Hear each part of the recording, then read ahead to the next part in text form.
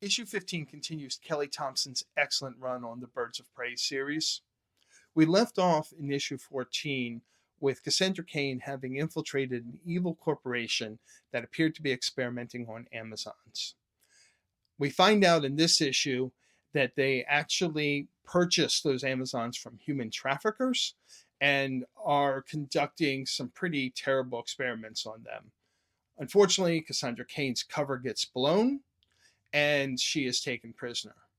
Back in the Birds of Prey headquarters, though, we're starting to see where Black Canary's leadership of the Birds of Prey is becoming more tenuous, especially as Barda wants to take action immediately, doesn't want to wait for the next check-in.